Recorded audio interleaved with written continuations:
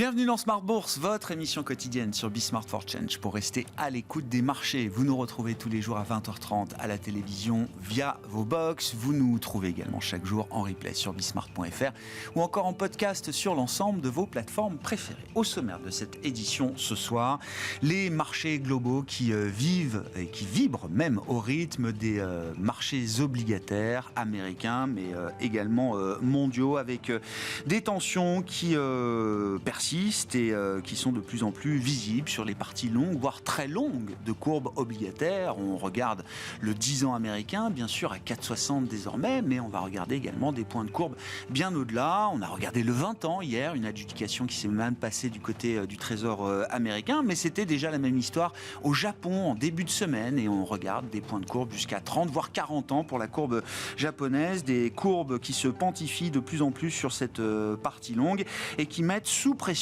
les actifs risqués, les indices actions notamment, qui sont en baisse aujourd'hui en Europe. On avait une séance de baisse hier sur le marché américain, avec une baisse qui se prolonge en ce début de séance à Wall Street, notamment pour le Dow Jones ou encore le S&P 500. Le dollar lui aussi reste sous pression. Qu'est-ce qui drive ces mouvements? Quels sont les moteurs derrière ces grands mouvements obligataires? Quels sont leurs impacts sur les marchés actions? Et que dire de cet équilibre avec des taux longs à 4,60 sur le 10 ans américain et des indices américains, le S&P 500, revenus proches de leur sommet historique? Que dire de cette situation? Ce sera le sujet de Planète Marché dans un instant, avec trois invités autour de la table pour en discuter. Et puis dans le dernier quart d'heure de Smart Bourse, nous sortirons des marchés cotés pour nous intéresser aux actifs non cotés et nous parlerons spécifiquement des stratégies de private equity secondaire avec Estelle Dola, présidente et cofondatrice de Private Corner, qui est venue nous voir cette semaine dans Smart Bourse.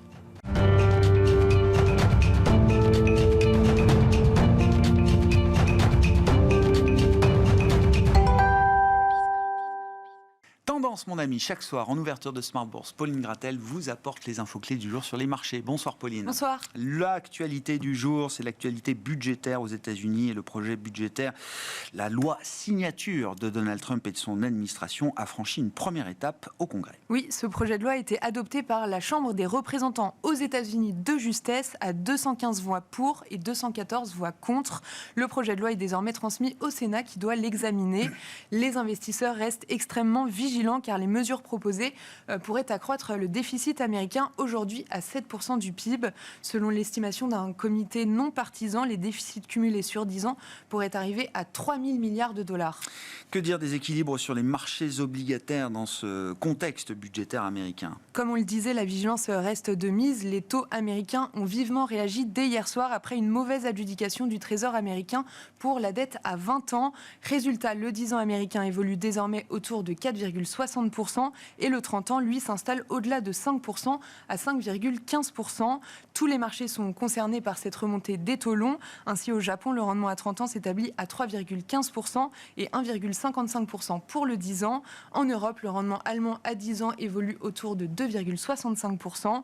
Sur le marché des changes, le dollar reste sous pression face à un panier de grandes devises et l'euro-dollar se traite autour de 1,13. Et puis parmi les faits marquants du jour sur les marchés, on retiendra la poursuite de la hausse de Bitcoin. Oui, le Bitcoin enchaîne les nouveaux records depuis hier soir pour s'établir aujourd'hui au-delà de 111 000 $. Le précédent record à 108 000 $ avait été inscrit le 20 janvier dernier, jour de l'investiture de Donald Trump. Coinbase, qui vient d'intégrer l'indice S&P 500 et dans la même semaine, se fait raquer d'une ampleur de 400 millions de $, ouvrant hausse de 3% à Wall Street. Et de son côté, l'or se maintient sur son niveau de 3 300 $ l'once. Et puis les indices actions, on le disait en ouverture d'émission, restent eux sous pression. Les grands indices européens évoluent en repli de plus de 1% pour l'Eurostoxx 50 et le Stoxx 600. En France, le CAC 40 cède également plus de 1% et évolue autour de 7 800 points au cours de la séance. Les valeurs automobiles et le luxe souffrent. Hermès cède 3,5%, Renault 3% et Stellantis 4%. Aux États-Unis, les indices ouvrent en léger repli d'environ 0,2% pour le S&P 500 après une baisse de 1,5% hier. Et le Nasdaq évolue à l'équilibre dans les premiers échanges. À noter, l'indice l'indice VIX de la volatilité rebondit au-delà de 21 au cours de la séance. Côté macro, pas mal d'enquêtes publiées aujourd'hui. Les enquêtes PMI préliminaires pour la zone euro, notamment, sont sorties ce matin. Oui, pour le mois de mai, le PMI manufacturier ressort à 48,4, inférieur aux attentes et au mois précédent. Le PMI service s'établit à 48,9 et repasse ainsi en zone de contraction puisqu'il était au-delà de 50 en avril.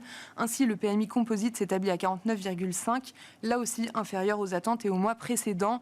On a également pris connaissance de l'indice IFO allemand du climat des affaires pour le mois de mai qui est conforme aux attentes à 87,5. Et puis une série d'enquêtes des PMI préliminaires également pour les États-Unis qui ont été publiées cet après-midi. Oui, toujours pour le mois de mai, le PMI manufacturier américain ressort supérieur aux attentes à 52,3. Le PMI service s'établit à 52,3 après 50,8 en avril. Enfin, le PMI composite ressort à 52,1, supérieur au mois précédent. Un mot de l'actualité des entreprises et Sanofi annonce une nouvelle acquisition. Oui, celle de Vigil Neurosciences pour 470 millions de dollars. Il s'agit d'une société de biotechnologie spécialisée dans le développement de médicaments pour les maladies neurodégénératives comme Alzheimer.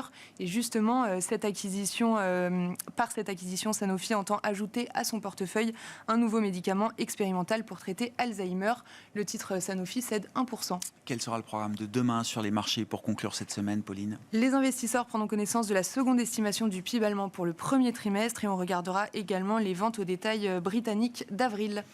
Tendance, mon ami, chaque soir en ouverture de Smart Bourse, Pauline Grattel vous apporte les infos clés du jour sur les marchés.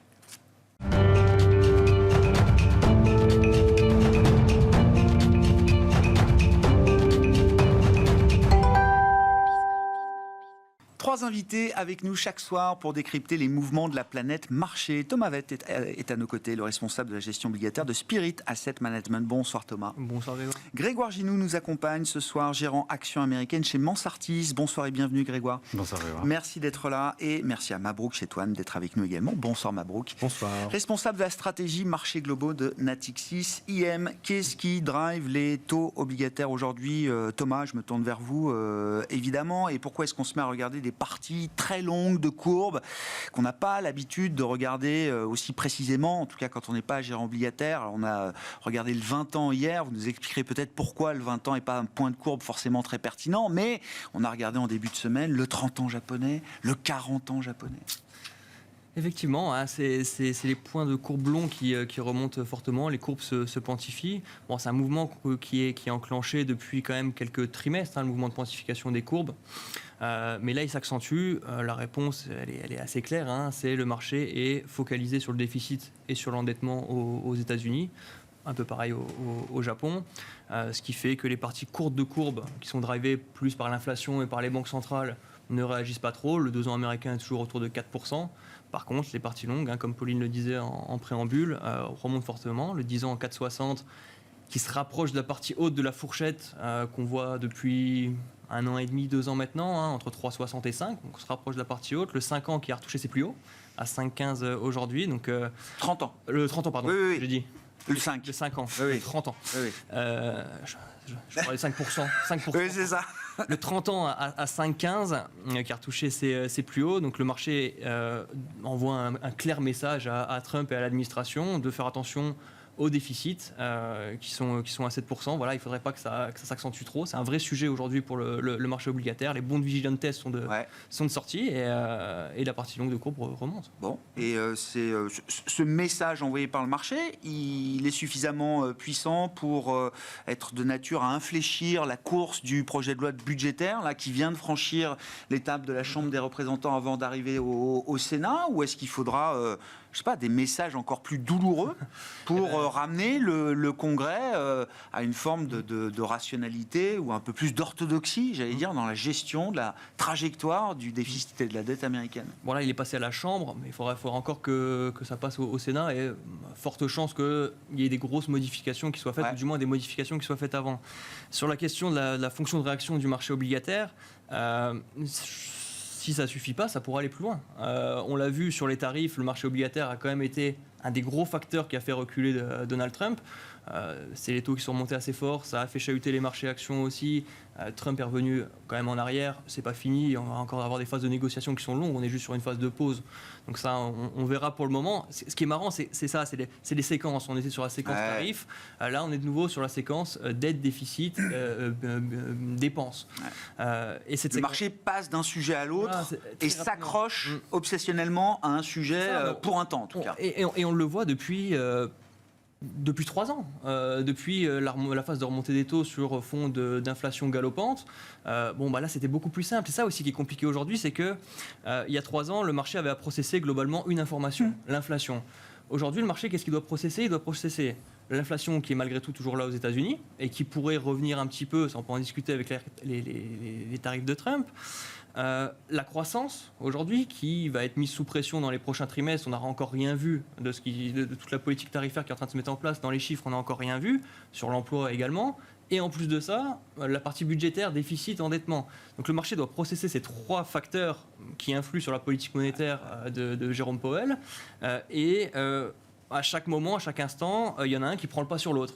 En ce moment, celui qui prend le pas sur l'autre, c'est la question de déficit, d'endettement et les parties longues de courbe qui remontent très fortement.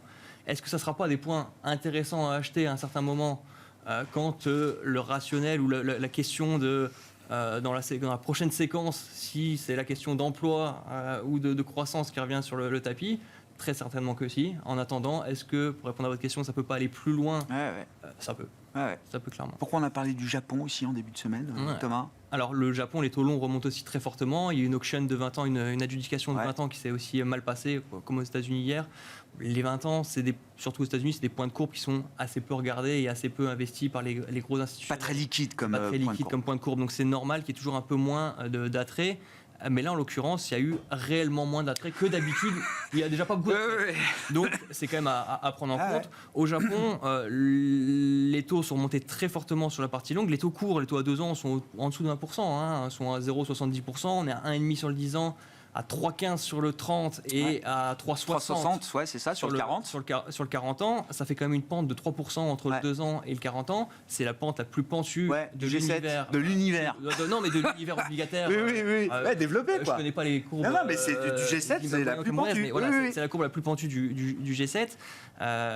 Le Japon, la réponse, elle est aussi simple. C'est aussi cette question, avec un pays qui a 250% d'endettement sur 15-20 ans de taux bas, pas de problème. Quand les taux commencent à remonter, même si la dette est détenue principalement en interne, les questions se posent sur les parties longues. Bon, donc on est reparti pour un bras de fer entre Trump et les bond vigilantes, comme on les appelle, Mabrouk. Il y a eu l'épisode Liberation Day, choc tarifaire, qui a été réglé assez rapidement, si je puis dire. Et donc là, rebelote avec la Big Beautiful Bill. Si on fait un parallèle avec l'épisode tarifaire, on est passé d'un moment quand même marqué par une forme d'idéologie assez forte, où la rationalité économique avait littéralement... vous me permettez l'expression, foutu le camp, oui, effectivement, à finalement plus de pragmatisme. Là, on négocie, on revient sur des niveaux de tarifs qui sont acceptables. C'est vraiment la stratégie, je teste les limites du système et je vois jusqu'où je peux aller. Là, j'ai presque envie de dire que c'est pareil, parce que finalement, dans l'explication que présentait Pauline, c'est 3 000 milliards, effectivement, sur 10 ans. Ça fait à peu près, si on a une cote très mal taillée, 300 milliards par an, avec un déficit budgétaire de 2 000 milliards, là encore, dans les grandes à la louche, ça fait quand même un pourcentage de déficit supplémentaire par an absolument titanesque. C'est inabsorbable en l'état. Donc vraiment, on est face à une impossibilité, une équation qui n'admet qu'une solution imaginaire, si je puis dire. Donc à un moment donné, il y a un véritable souci. Et je pense que Trump est dans la même logique. On regarde effectivement jusqu'où on peut aller et on est dans un moment idéologique et puis on reviendra sur plus de pragmatisme. Aujourd'hui, finalement, la question qui est centrale, c'est que le déficit budgétaire américain, il a augmenté par rapport effectivement à 2024. Sous l'administration Biden, il était déjà à 6,5, et là on passe à 7.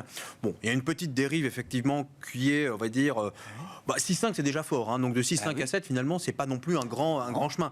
Mais là encore, pourquoi aujourd'hui est-ce qu'on s'interroge véritablement sur cette problématique de déficit alors qu'on s'interrogeait pas finalement sur le 6,5 de Biden? C'est parce que la croissance nominale... C'est pas le même déficit aussi, peut-être? Non, mais la croissance nominale aux États-Unis était supérieure au taux d'intérêt. Oui. On revient juste tout simplement à des fondamentaux assez basiques. Vous avez en fait l'effet boule de neige qui risque effectivement de prendre le pas. Et on sait déjà que la charge de la dette, c'est-à-dire en gros le paiement des intérêts, est déjà absolument colossal aux États-Unis. Avec une croissance qui ralentit et avec finalement des taux d'intérêt qui ne font qu'augmenter, à un moment donné, ça va commencer véritablement à piquer. Et je suis d'accord, effectivement, la sanction du marché peut rapidement arriver. Trump est dans cette stratégie que je qualifie la stratégie entre guillemets de l'adolescent. Je teste la limite avec les parents ou avec le système, et donc je vois jusqu'où je peux aller.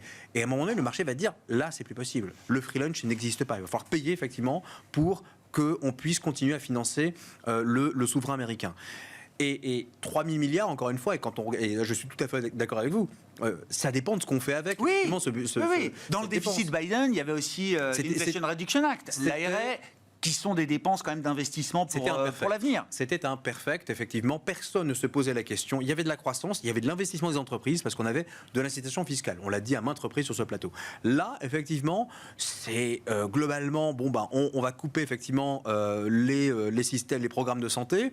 Bon, effectivement, pourquoi pas. Donc, mais là, ça risque de poser quelques petits problèmes, notamment sur certaines populations déjà exposées. En gros, dans ce budget, on a un budget, encore une fois, qui est marqué du sceau de l'idéologie qui est très très fort. C'est un accroissement des inégalités encore entre les différentes couches de la population américaine. Professeur d'économie Jason Furman disait c'est peut-être le plus... Si la loi passe en l'état, c'est le plus grand transfert de richesse des jeunes vers les vieux, des pauvres vers les riches. Enfin voilà, c'est affiché. Oui, voilà, c'est affiché. Les résultats, en tout cas, sont assez clairs. Non, il n'y a pas de doute là-dessus. Et comme si, j'ai presque envie de dire, on avait besoin de ça, les États-Unis avaient besoin de ça, en termes d'inégalité. On ne peut pas dire effectivement qu'ils brillent par leur capacité à réduire ou du moins à contenir les inégalités. Ce n'est pas du tout le cas. Donc en fait aujourd'hui, j'ai presque envie de dire qu'on est véritablement sur un changement de paradigme tout à fait spectaculaire en matière budgétaire. Et encore une fois, juste retenir cette petite règle toute simple, croissance nominale de l'activité versus taux d'intérêt. À quel moment effectivement, et vous regardez, c'est très simple, au UK, au Grande-Bretagne et aux États-Unis, on a exactement la même configuration. Les taux britanniques sont également sous pression. Je suis un peu plus mesuré sur l'aspect japonais parce qu'effectivement la dette à 230, 250, 280%, presque envie de dire, c'est quelque chose que l'on connaît depuis très longtemps. Ça pose aujourd'hui un petit problème avec le relèvement des taux, mais la dette est détenue à hauteur de 85% par effectivement les résidents. C'est un peu moins pénible, c'est eux qui vont payer la facture. À la limite, le système financier international s'en portera pas trop mal. En revanche, aux États-Unis, c'est un peu plus grave, notamment tout simplement lié au fait à la taille de la dette, tout simplement, et on a beaucoup de non-résidents qui détiennent cette dette, par ailleurs. Bon, question pour vous, Grégoire. Votre univers, ce sont les actions américaines. C'est la même question que pour les gérants obligataires. Qu'est-ce qui a drivé le retour des indices actions américains? Alors là, sur presque les sommets historiques qu'on avait atteints sur le S&P 500 au cours du mois de février. On doit être à un peu plus de 3% peut-être des sommets quand on regarde un indice comme le S&P 500 aujourd'hui. Il y a eu ce choc du mois d'avril et puis un contre-choc quand même très fort qui a propulsé les indices actions. Quelle est la justification de ce mouvement? Et puis je veux bien qu'on explique aussi le lien, la corrélation entre ce qui se passe sur les marchés obligataires et la vision des marchés actions. Oui, bien sûr. Il y a à peu près 3 grands facteurs. La prise en compte par les marchés que Trump était bien dans une posture transactionnelle et pragmatique, là où il y avait eu forcément un choc au moins émotionnel, et des tarifs douaniers qui reviennent vers ce qui était anticipé au moment de l'élection de Donald Trump, c'est-à-dire quelque chose comme 10-15%. Donc plus élevé que ce qu'on avait avant, évidemment, mais dans la campagne de Trump, le marché avait compris qu'il y aurait des tarifs. Dans le Trump Trade de fin d'année, les marchés s'attendaient à ce qu'il y ait des tarifs douaniers et les estimaient probablement autour de ce qu'on a aujourd'hui. Donc finalement, on a un retour à l'équilibre. Il y a un autre aspect, c'est que finalement, il y a eu des craintes de récession très forte. On a eu des indicateurs, des soft data qui nous montraient que potentiellement on avait une dégradation très rapide du sentiment des consommateurs, des entreprises qui étaient inquiètes. Finalement, les hard data nous donnent plutôt aujourd'hui la confirmation qu'on n'est pas en récession. Les gens ont continué de consommer. Et le PIB, je dirais, est arrivé à un niveau de léger déclin, mais plutôt lié à des problématiques d'échange, de montée des importations, sans doute en prévision, en anticipation. Oui, la demande sous-jacente dans le chiffre de PIB, elle reste bonne. La demande privée, elle reste bonne. Et derrière, les résultats d'entreprise qui nous disent que finalement, le consommateur est au rendez-vous. Les résultats sont supérieurs aux attentes. On est, alors c'est des moyennes, mais à plus de 13% de croissance des bénéfices au premier trimestre, même si on n'a pas encore les effets de ces tarifs douaniers. Et surtout, le sentiment qui est donné et qui est envoyé par les entreprises, c'est qu'on a certes probablement un ralentissement, mais on reste sur des perspectives de croissance bénéficiaire qui sont bonnes. Et puis il y avait un autre facteur qui avait précipité, je dirais, la baisse des marchés, notamment sur la partie tech, software, IA, qui n'est pas directement concernée par les tarifs. C'était un petit peu l'effet DeepSeek et la crainte qu'on ait un coup d'arrêt sur les dépenses d'investissement dans le cycle d'innovation technologique. Et ça, on a eu la confirmation finalement que ce cycle était toujours intact, au moins jusqu'à présent. Et qu'il était mené toujours en grande partie par les États-Unis ? Grande partie par les États-Unis, oui, tout à fait. Et on a eu par exemple, je prends dans les publications de résultats, on avait aussi des inquiétudes sur quid des coupes budgétaires du DOGE sur les dépenses d'investissement technologique. Et finalement, il y a des entreprises qui sont impactées. Globalement, je dirais la grande dynamique d'innovation technologique, même au sein de l'administration, elle est intacte. On a encore ces perspectives de croissance et ce cycle qui se poursuit. Il y a quelque chose d'assez acyclique, finalement, dans ces dépenses d'innovation, ces dépenses technologiques, et même indépendamment, j'allais dire, de la couleur politique du locataire de la Maison-Blanche. C'est complètement, je dirais, bipartisan. Et ça a été un vrai moteur, parce qu'en fait, finalement, qu'est-ce qui fait la croissance des bénéfices aux États-Unis ? Ça reste encore essentiellement les grandes valeurs technologiques, les valeurs Internet. Je comprends. Et quand on regarde, je ne sais pas, les résultats de Google, les dépenses publicitaires sont au rendez-vous. Donc voilà, le marché a craint qu'il y ait eu un arrêt brutal, un choc, et ce choc n'a pas eu lieu puisque l'intervention, le pragmatisme de Trump est arrivé finalement relativement vite. Et puis, il y avait certainement aussi, je dirais, derrière la posture Madman, la volonté quand même de signer rapidement des accords, puisqu'il y a des tels niveaux d'interdépendance entre la Chine et les États-Unis que s'il n'y avait pas eu finalement ces négociations, on aurait. D'ailleurs, pour les autres, il n'y aura peut-être même pas de négociation. On peut envoyer une lettre. Si, quand même, ça va négocier un peu. Il y a la question du dollar qui est au milieu, en fait, c'est super important. Oui, donc, j'ai cette finance. Oui, c'est surtout quand même avec les petits pays, il essaye vraiment de dire vous allez un peu déprécier vous allez un peu réapprécier votre devise, y compris sur des pays, on va dire, très secondaires. Donc, on voit bien que le gros du dossier n'est pas encore abordé. Mais vous dites, Grégoire, c'est intéressant votre point. Ce que je comprends derrière l'analyse du marché action américain, c'est que tout l'exceptionnalisme américain n'est pas mort avec Donald Trump, quand même. Non, pas du tout. Et le marché action le prend bien en compte. Le marché action le prend en compte. Et en fait, on a un super cycle actuellement d'innovation qui est en train de se faire. Et on voit, indépendamment de ça, qu'il y a des phénomènes de cyclicité aussi. C'est-à-dire tout ce qui était normalisation des inventaires, qui jouait négativement sur pas mal de secteurs, qui sont en train de se retourner. Et finalement, voilà, des cycles d'innovation, même des entreprises américaines exposées au marché chinois,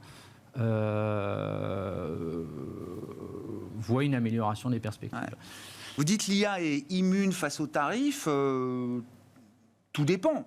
Je crois qu'il y a quand même encore des enquêtes sur la partie technologique et les semi-conducteurs.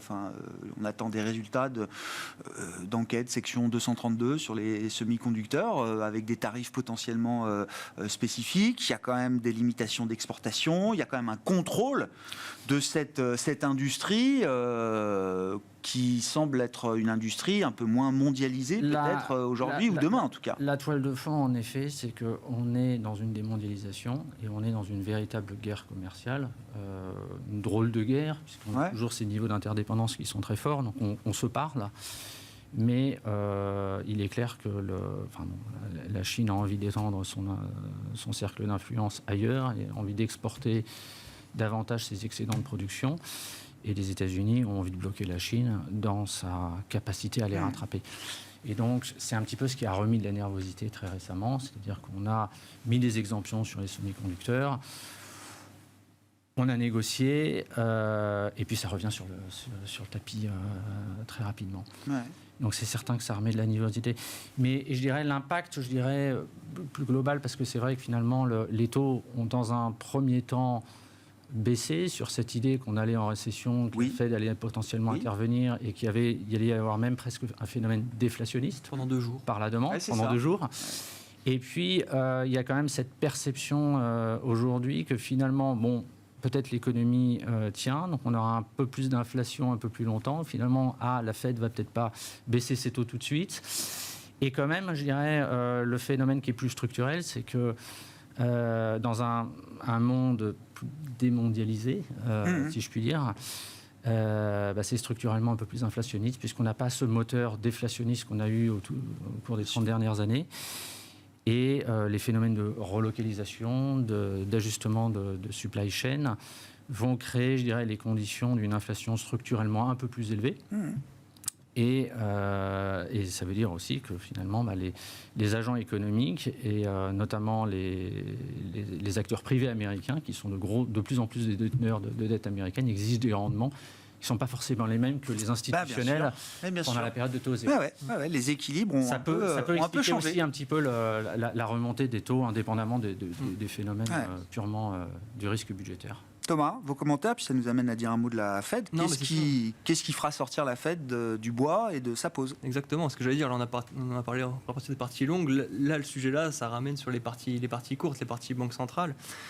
La question de l'inflation liée aux tarifs, c'est une vraie question et c'est une question difficile à répondre. Je ne sais pas s'il y aura des mais la grande question, à mon sens, derrière tout ça, c'est pour faire passer, c'est vrai que ça, sur le papier c'est inflationniste, mais pour faire passer ça aux consommateurs et aux indices inflation, il faudra que les consommateurs aient toujours les moyens de subir ces hausses de prix. En 2021-2022, c'était pas très compliqué. On sortait de l'époque Covid. Les gens avaient envie de consommer et avaient de l'argent, des chèques, des taux d'épargne d'argent plein les comptes. En plus de ça, comme ça ne suffisait pas, ils ont consommé à crédit comme jamais. Là, on est en train de commencer à voir le revers de la médaille. Les défauts sur la carte de crédit commencent à remonter très fortement. On a 12% quand même, même pas de défaut, de retard de paiement. On a 12% de retard de paiement sur les cartes de crédit avec des encours qui sont au plus haut historique. Donc ça, c'est un point à surveiller. Et donc aujourd'hui, le consommateur, il est dans une situation, le consommateur américain, où son épargne, il n'y a plus grand-chose. Il y a 4% d'épargne aux US sur des niveaux assez bas historiques.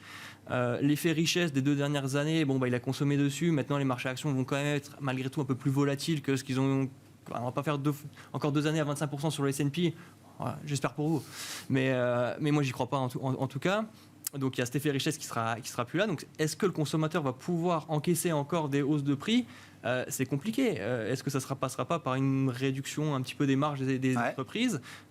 Walmart et Trump sont un petit peu déjà en guerre là-dessus. Et voilà, donc ça sera un point important pour la Fed. Quelle part sera prise par les entreprises? Quelle part seront dans les chiffres d'inflation? Un autre point là-dessus, ce que regarde la Fed, c'est le PCI, l'indicateur d'inflation. Le PCI, c'est 70% de services, 30% d'autres choses. Donc 20% de biens, 7% d'énergie, de mémoire, quelque chose comme ça. La partie qui est le plus impactée, si elle est impactée par les tarifs, c'est la partie biens, la partie goods. Ça représente 20% de l'indice. La partie service, c'est pas certain, c'est pas direct que les tarifs aient des impacts. C'est pas dit qu'il y a un effet inflationniste si délirant que ça. Donc l'effet inflationniste pourrait ne pas être si délirant que ça, à mon sens, de par les éléments qu'on a évoqués. Par contre, l'effet sur l'emploi et sur la croissance, ça, on n'a pas encore vu du tout. Donc la Fed a une marge de manœuvre pour encore baisser les taux. Jusque 3,5%, ça sera à mon sens assez facile dès que ça va décélérer sur l'emploi, potentiellement Q2 ou cet été. Mais derrière, on verra. Donc ça fait quoi, 50, 75 points de base de taux assez je dis pas possible. Je dis pas cette année, mais d'accord. En fait, j'ai envie de dire, peu importe si la Fed va plus vite. À partir du moment où la Fed ira, elle aura de la marge pour y aller. Et on l'a vu en septembre Ah bah oui, dernier, 50. un tout petit remontée du marché du taux de chômage, elle fait un jumbo cut. Donc, elle est prête aussi à agir. La séquence, mais ça on le saura, mais votre analyse de comment est-ce que les tarifs vont se matérialiser, est-ce que c'est d'abord sur la partie activité, marché du travail, est-ce que c'est d'abord un choc de prix, enfin comment ça se... La chronologie, j'allais dire, de l'impact des Pour le tarifs. moment, on est, je pense que vous l'avez parfaitement résumé, que dans le sentiment. Oui. C'est que du sentiment. C'est que du sentiment macro. En fait, on s'est amusé à faire. On a bien utilisé des modèles. Et en fait, on s'est rendu compte que globalement, ce qui expliquait le décrochage entre guillemets des marchés actions, c'était uniquement le sentiment macroéconomique. Le risque de récession qui ne s'est pas du tout matérialisé et qui ne va pas se matérialiser en fait en réalité, même quand on est à 20% de tarifs en réalité, et ça c'était un point extrêmement important, vous prenez les tableaux entrée-sortie, c'est-à-dire qu'en gros la composition de l'économie américaine, 3/4 des produits, des biens en fait qui sont consommés aux États-Unis sont produits aux États-Unis. Ouais. Donc à un moment donné, il faut un peu démystifier cette affaire en disant, et c'est pareil pour l'inflation, donc l'inflation globalement oui, qui va payer la note en fait, c'est 25% ça, sur l'aluminium, c'est quelques cents de plus sur une canette de Coca ou sur un pack de canettes de Coca. Sachant que l'aluminium, ça rentre effectivement peut-être un peu partout, mais à hauteur, avec des poids extrêmement réduits. Donc encore une fois, il faut se montrer un peu raisonnable et dire, ok, en réalité, c'est combien tout ceci ? On s'est amusé à faire quelques chiffrages et on s'est dit, ok, dans le pire des scénarios, globalement, l'inflation américaine pourrait commencer à tutoyer les 4%. D'accord ? Bon. Okay. Et le problème en fait qu'on a, c'est que quelle est la nature de ce choc ? C'est un choc d'offres en fait. Et un choc d'offres avec une inflation qui est un poil plus persistante qu'elle ne l'était avant le Covid, parce qu'il y a quand même quelques effets secondaires ou quelques séquelles, si je puis dire, de cette crise. Eh bien, à un moment donné, la fait de se dire, qu'est-ce que je peux faire en fait pour faire ça ? Rien. Strictement rien. Je ne peux pas endiguer un choc d'offres. On le sait pertinemment, c'est dans les théories, c'est dans tous les bouquins d'économie. Et donc, on se dit... il est urgent, si je puis dire, je déteste cette phrase, mais là encore, il est urgent de ne pas agir, puisque finalement, si on agit, on va envoyer un signal qui n'est pas prêt. C'est une position de politique monétaire. Hein. Mais bien sûr, wait pour le moment. Ma question étant toujours la même. Qu'est-ce qui fera que la Fed sorte de sa pause à un moment ? C'est tout à fait clair, c'est l'emploi. D'accord. Donc la Fed considère, et avec ce que je viens de dire, c'est qu'en gros, si c'est un choc d'offre, on peut rien faire, on va rien faire. Et si en plus, on voit bien que l'inflation est passée au second plan, ce qui fait tenir cette économie américaine, c'est l'emploi. Ouais. Si l'emploi tient, globalement, on peut encore absorber un bout de tarif. On peut encore effectivement voir l'économie américaine progresser et la consommation, et vous le disiez tout à l'heure, la demande interne américaine, elle, ne faiblit pas. Quand on purge effectivement de la composante externe, on remet un peu de stock. C'est une manière un peu tarabiscotée de regarder effectivement la demande interne. On est à 4,5 de croissance. Donc qui parle de récession à ce niveau-là, même avec un PIB qui est entre guillemets en contraction ? Personne. Donc encore une fois, il n'y a que le marché du travail qui fera bouger la Fed. Si on commence, alors le coup du jumbo cut effectivement avec la micro variation effectivement du taux de chômage, c'était plus pour dire là on a une politique monétaire résolument restrictive, il va falloir faire détendre un tout petit peu. C'était une baisse de taux de garantie, quoi, une assurance, un peu assurantielle. Là, on est vraiment très haut au niveau des taux d'intérêt. C'est plus compatible avec finalement le trend de croissance américain. On ajuste. Donc, ils ont utilisé ce prétexte effectivement du taux de chômage. Mais là, encore une fois, le taux de chômage, il est en dessous de son niveau structurel. Il n'y a rigoureusement aucune crainte de ce côté-là. Si jamais ça déraille, là, la Fed délivre. Et par contre, ce qui va être extrêmement important, c'est la vitesse à laquelle la Fed va délivrer. Si on est sur 3 baisses de taux, par exemple, à l'horizon deuxième semestre de premier semestre de l'année 2026, bon, regarde, la Fed prend son temps, il n'y a pas péril dans la demeure. Si par contre, on a 3 baisses de taux successives qui interviennent, par exemple, dès la fin du Q3... Et donc, qu'est-ce qui différencie l'un ou l'autre des scénarios ? C'est la vitesse, effectivement. De dégradation du marché du travail ? Exactement. C'est toujours la même chose. D'accord. Et dans la fonction de réaction, cette dimension-là a pris effectivement une ampleur, à mon sens, aujourd'hui extrêmement importante. Donc la Fed ne sera pas si en retard que ça, vous dites ? Alors, j'adore ce débat, en fait, la Fed est en retard, etc. Elle est là où elle veut, quoi. Mais oui, mais don't fight the Fed. Qui se met en face d'une banque centrale ? Donc, cette question est, à mon sens, elle est en retard. Non, elle n'est pas en retard, c'est elle. C'est elle qui donne le tempo, c'est elle le maître du game, donc non. Bon. Oui, à l'issue de cette saison de publication de résultats, alors je crois qu'il y a encore les grands retailers, mais on en a déjà eu pas mal. Grégoire, qu'est-ce que vous retenez, et notamment sur la capacité des grandes entreprises américaines à jouer encore de leur pouvoir de fixation des prix ou pas ? Et qui va absorber effectivement la charge des tarifs visiblement, les études post-2018-2019, première guerre commerciale, nous disent que quand même une bonne partie des tarifs avaient été absorbés par le consommateur américain. Je parle sous le contrôle de Mabrouk. Est-ce que là, la répartition peut être différente entre les entreprises qui exportent, les entreprises qui importent et le consommateur final? Un peu de tout ça. Un peu de tout. Ouais. En fait, quand on est sur des biens de consommation qui s'adressent à une clientèle aisée, il n'y a pas tellement de sujets. Ça reste quand même 40% de la consommation aux États-Unis qui est portée par la classe aisée qui, elle, ne voit pas d'érosion de son pouvoir d'achat. Quand on est sur des biens importés à bas prix, c'est vrai que c'est plus compliqué. Vous mentionniez les risques de défaut sur les cartes de crédit, et c'est vrai que la capacité à absorber les hausses de prix sera plus faible, et Walmart le dit clairement. Ouais. Après, ce qui est intéressant, c'est que absorber un choc de 30, 40, 145%, c'est quasiment impossible. Quand on est sur des niveaux comme on les connaît actuellement, il y a plusieurs possibilités que évoquent les entreprises à mi-mot. C'est alors soit en effet faire passer un petit peu de hausse de prix, quand on est sur ce que j'évoquais, rogner un petit peu sur les marges et aller chercher derrière des renégociations avec les fournisseurs.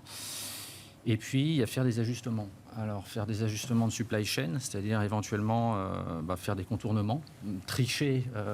Et c'est pour ça qu'il y a un taux minimum de 10% pour éviter ce genre de phénomène, parce que sinon, ça ne marche pas. Ouais.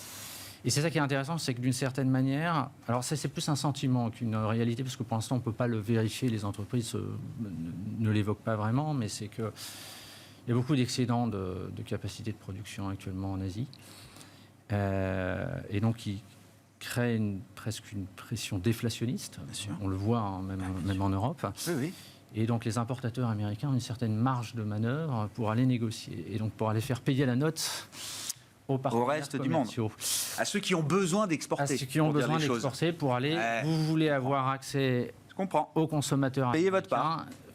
Vous devez faire un effort. C'est typiquement le discours d'un Trump. Non, mais pour dire que.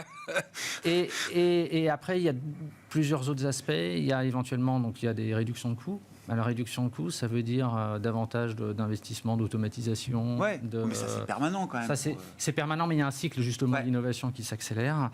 Et puis après, il y aura forcément, certainement, un peu de licenciement. Alors, on n'a pas aujourd'hui de chiffres. La proportion de tout ça. Les chiffres de l'emploi aujourd'hui sont bons. Et je rejoins complètement ce qui était dit, c'est que sur l'emploi, il n'y a aucun signe de ralentissement. Enfin, il y a un signe de normalisation, c'est-à-dire que les salaires n'augmentent plus vraiment. Les agents économiques évitent de changer d'emploi parce qu'ils ne font plus de gap salarial.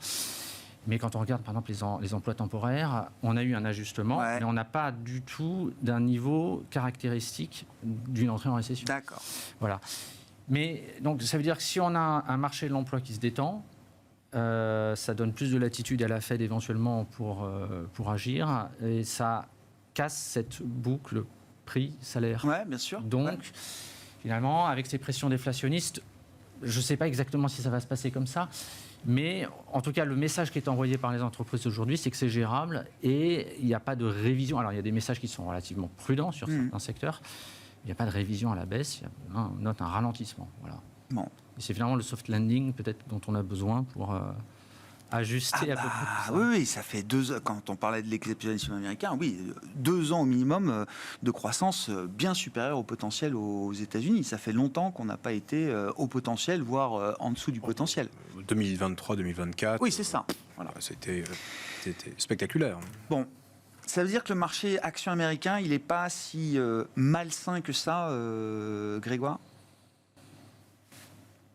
Disons, quand on est positionné sur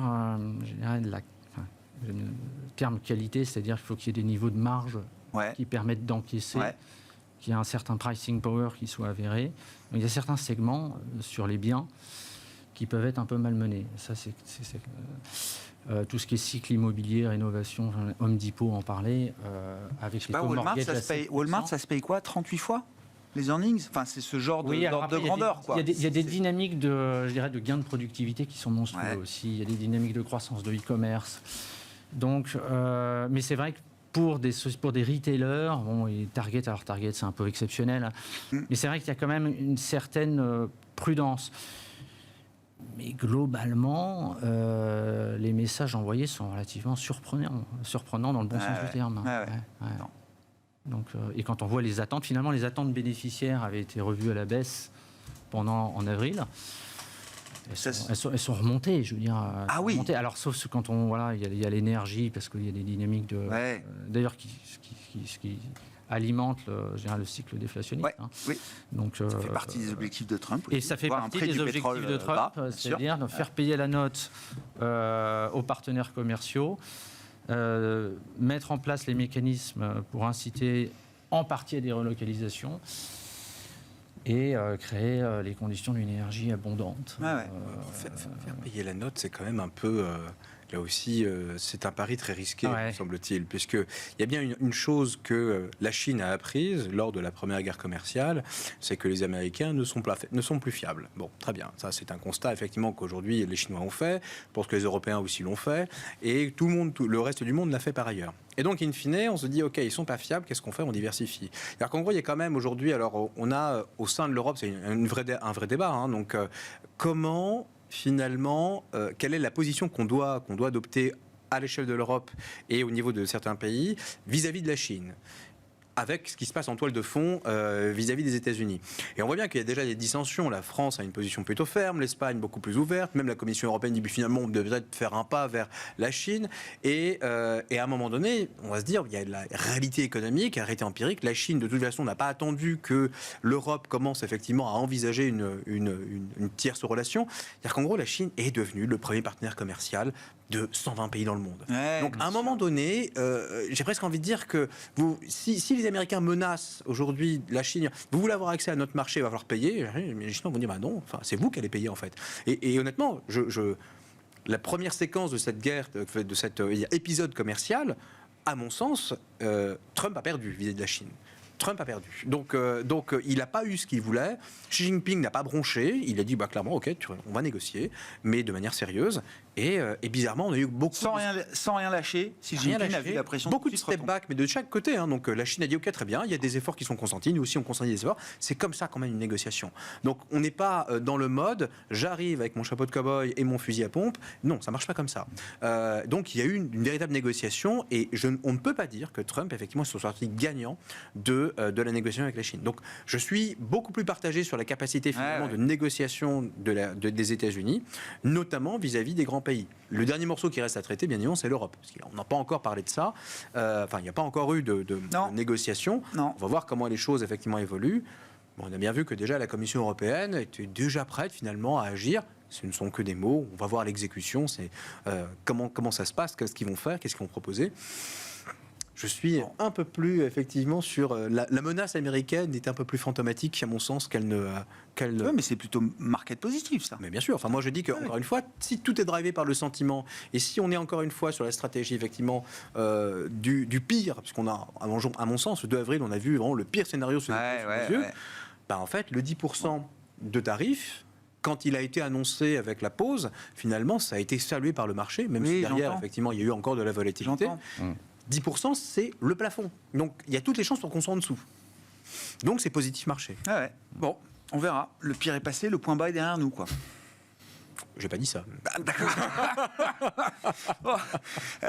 Parlons un peu d'investissement. Oui, sur le crédit, comment ça a tenu? Ça s'est bien resserré là aussi, comme le mouvement des actifs risqués des actions, Thomas? Ça a suivi le marché action. Gros élargissement des spreads suite au 2 avril.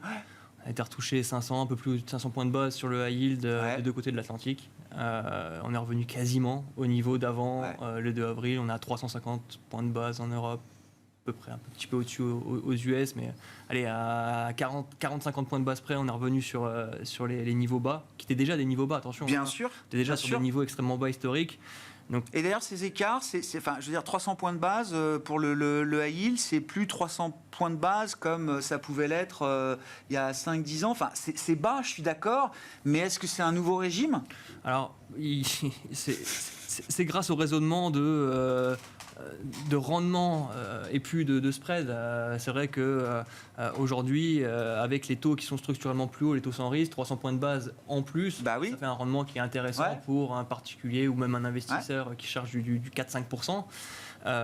Mais en termes de valorisation, c'est la même chose. Ça reste 300 points de base au-dessus du taux sans risque, donc la valorisation de... ça reste pas cher, quoi. Ça reste cher. Pas cher, ça reste cher. très cher. Ouais. Et donc, sur ces niveaux-là, on fait attention. Et encore une fois, cet épisode, je ne sais pas si vous avez réussi sur la partie action, mais en tout cas, nous, on a été extrêmement prudents. L'épisode de passer de 300 à 500 points de base, il était quasiment ininvestissable. Ça s'est fait en quelques jours. Le mouvement inverse s'est fait en quelques jours aussi. Ça a été... On ne peut pas traiter, prendre de position, on ne peut rien faire. On ne peut pas construire des positions sur des mouvements volatiles comme ça. Et on est revenu statu quo. Donc finalement, la stratégie de début d'année qui était on fait attention sur le risque crédit, on est au même point. On est au même point. Bon, sur la logique d'investissement, action américaine, là, comment on navigue dans ce marché américain aujourd'hui, Grégoire ? On navigue prudemment, c'est-à-dire que je pense qu'il y aura des retours de la volatilité, puisqu'on va avoir de nouveaux épisodes de négociations commerciales, de guerre commerciale. Mais globalement, je pense que en fait, les mouvements qui sont en train de se mettre en place sont assez intéressants et dans une logique d'investissement, quand on se positionne sur des points de passage obligés, c'est-à-dire des réorganisations des chaînes d'approvisionnement, de certaines relocalisations. Parce qu'il y a un aspect quand même qui est, à mon avis, qui n'est pas forcément pris en compte d'un point de vue macroéconomique et dans les prévisions je dirais, d'équilibre budgétaire. C'est que, finalement, les États-Unis sont une terre d'innovation qui ont énormément délocalisé tout le manufacturing. Ça a été la grande mode du fabless, grâce, je dirais, au coût du travail. Il nous reste 30 secondes, je vais voir. Voilà. Et les entreprises n'auront d'autre choix que de relocaliser une partie de la production parce qu'elles ne peuvent pas dissocier, je dirais, l'empreinte physique de la production. L'innovation et la R&D a besoin quand même aussi à un moment de et donc c'est un cycle qui est en train de se mettre en place et c'est un cycle qui va permettre de bénéficier. C'est un thème sur le marché américain qu'on peut accompagner. C'est un thème et il y a un thème de l'innovation par le software qui est extrêmement puissant actuellement et source de gain de productivité. Je pense que ça reste valable, ça reste en place, c'est intact. C'est intact. Il faut juste regarder les courbes 3 secondes. C'est-à-dire qu'en gros, on dit oui, effectivement, on se prend des bouillons, si je puis dire, sur le marché américain, mais ça ne remet pas en cause effectivement les cycles d'innovation qui sont structurels. Ils ont de l'avance, donc ils vont la garder quelque part. Et in fine, finalement, on va voir effectivement toutes les entreprises de la tech dont on disait effectivement c'est beaucoup trop cher, c'est n'importe quoi, etc. On voit que ça revient et ça ne va pas disparaître. Donc les actifs américains, de toutes les façons, sont là pour durer. Marché américain. Et puis voilà, faisons ça. On a enterré le marché américain comme si. Non, mais trop vite. On est obligé de ressusciter le marché américain. Non, mais en gros, mais tout le monde disait oui, c'est une cata, etc. La crise de confiance. En gros, non, mais c'était un thème évoqué, et à juste titre, par ailleurs. Mais à mon sens, c'est allé un peu trop loin. Merci beaucoup, messieurs, d'avoir été les invités de Planète Marché. Mabrouk Chetouane, Natix ICM, Grégoire Ginoux, Mansartis, Thomas Vett, Spirit Asset Management.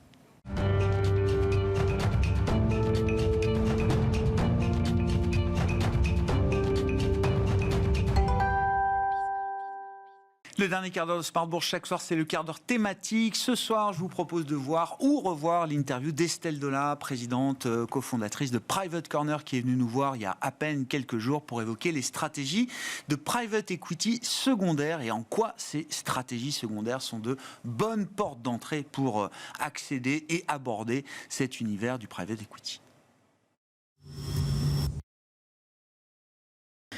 Alors le secondaire, c'est un marché qui est aujourd'hui mature, puisqu'il est né à la fin des années 90. Et si on devait globaliser simplement, c'est la porte d'entrée pragmatique pragmatique sur les actifs privés pour des investisseurs patrimoniaux qui souhaitent se constituer un portefeuille sur les actifs non cotés. C'est une bonne prise de contact pour un investisseur particulier qui veut se familiariser avec ce monde du private equity. C'est ça, en fait, c'est un bon point d'entrée. Et c'est pour ça que j'ai employé l'adjectif pragmatique, parce qu'en fait, vous avez un excellent niveau de diversification, donc un bon niveau de risque-rendement. Vous entrez sur des actifs qui sont déjà matures, donc avec une bonne visibilité sur les portefeuilles, souvent avec des décotes, ce qui rationalise, on va dire, les actifs à la baisse, avec une courbe en J qui va être lissée, et donc une vélocité du capital, puisque vous êtes sur des fonds qui ont une durée plus courte, puisqu'en fait l'argent revient plus vite, puisque ce qu'il ne faut pas oublier, c'est que dès lors qu'on est sur des actifs non cotés, on s'inscrit dans du temps long. Donc c'est vrai que c'est une réponse assez satisfaisante. C'est un mariage.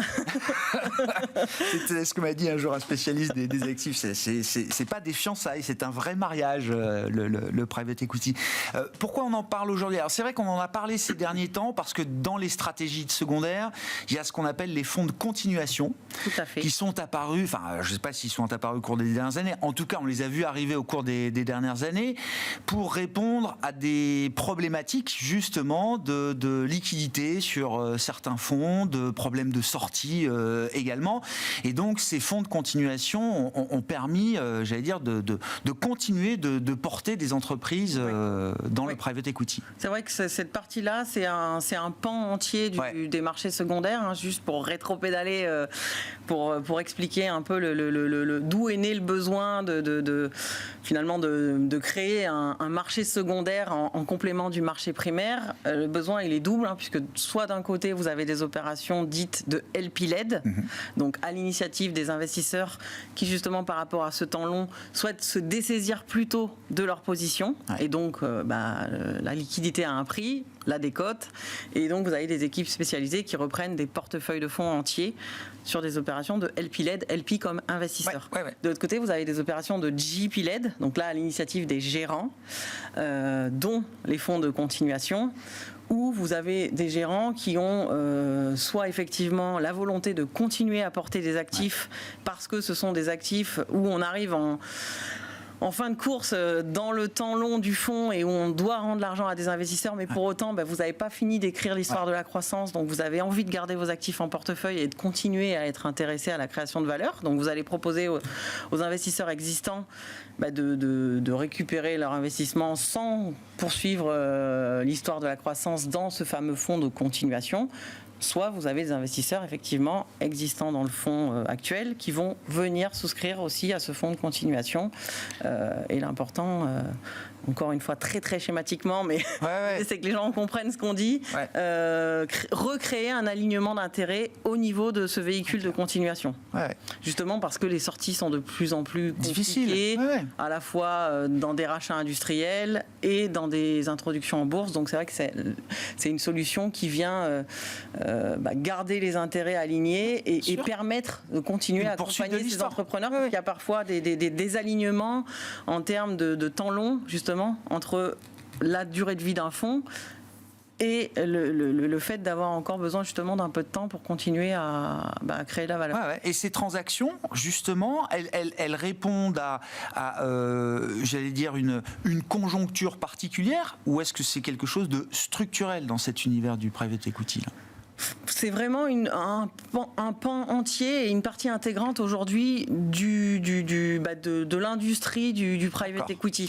Et vous avez des acteurs qui font partie des pionniers de la classe d'actifs et qui en font depuis la fin des années 90, le début des années 2000, qui sont justement rompus à l'exercice et en fonction des cycles, qui vont savoir saisir les opportunités, soit sur des opérations de LP-led, soit sur des opérations de GP-led. Mais en fait, ce qui amène à venir faire ces transactions sur les marchés secondaires, c'est à la fois des problématiques réglementaires et des problématiques stratégiques.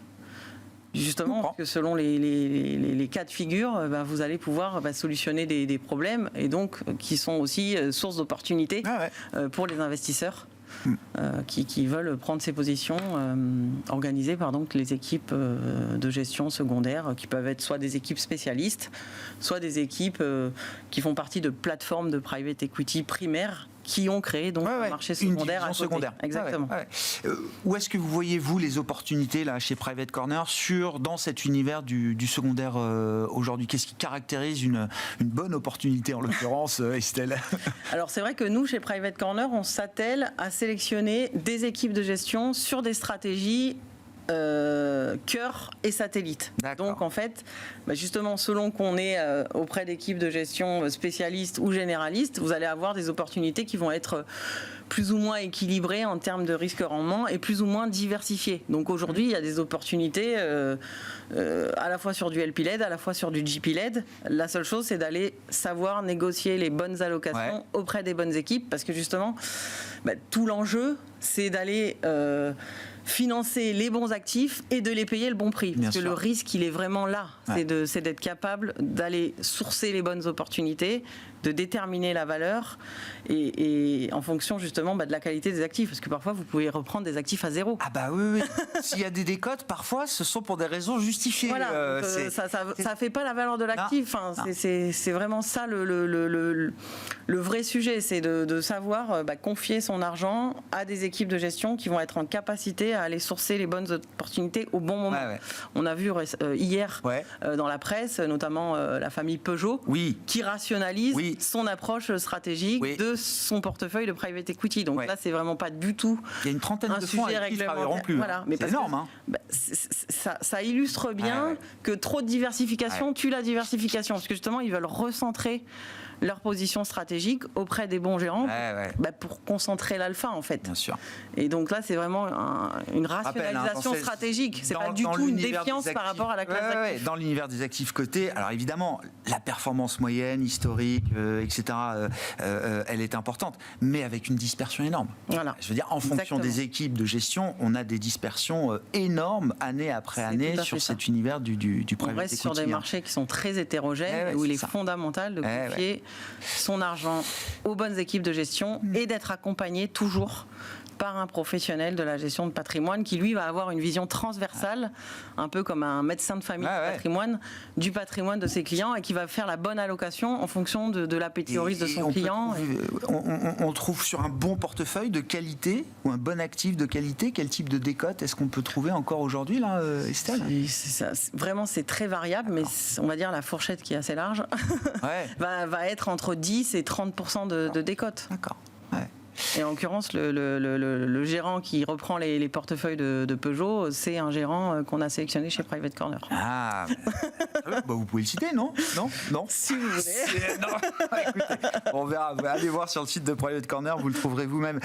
Comment ce marché va évoluer? Vous dites que c'est un marché qui est devenu une partie structurelle, effectivement, de l'univers du private equity. Le secondaire, c'est un marché qui a encore du développement devant lui. En fait, le marché secondaire, en 2024, il représentait 260 milliards de dollars d'opérations.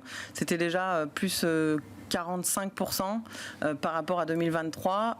Et alors, les prévisions, qui n'engagent que ceux qui les croient, sont d'arriver à une taille de marché de 1000 milliards à horizon 2030. Donc, effectivement, il y a énormément d'opportunités. Pour autant, il faut rester vigilant, puisque dans tout effet de mode, il y a toujours des effets de bord. Et justement, rester concentré avec les bons acteurs, les bonnes opportunités. Et après, justement, c'est les points d'entrée, puisque selon les points d'entrée, selon les stratégies, vous allez avoir des perspectives de rendement qui vont être différentes, puisque forcément, quand vous arrivez sur un actif qui est plus mature versus un actif où il y a encore une histoire de la croissance plus importante, vous n'allez pas avoir les mêmes niveaux de décote parce que vous avez encore ces perspectives de gain à l'échéance qui sont beaucoup plus importantes que quand vous arrivez en bout de course. Et stratégiquement, chez Private Corner, vous en avez fait une expertise clé, Estelle? Totalement, puisqu'en fait, nous, notre proposition de valeur vis-à-vis de nos distributeurs, c'est vraiment de leur proposer des solutions, on va dire, sous forme de briques, à la fois cœur de portefeuille et thématique satellite, pour justement construire dans le temps une allocation de côté la plus en adéquation possible avec le profil de chacun de leurs clients. Donc naturellement, le secondaire fait partie intégrante de toute allocation de portefeuille pour quelqu'un qui a besoin d'avoir un socle et des fondations solides dans son allocation. Donc oui, on a aujourd'hui 2 stratégies ouvertes à la souscription sur ces aspects de secondaire, à la fois LP-LED et GP-LED. Estelle Dola, présidente, cofondatrice de Private Corner, qui était l'invitée de Smart Bourse ces derniers jours sur Bismart for Change, à retrouver bien sûr en replay sur notre site bismart.fr.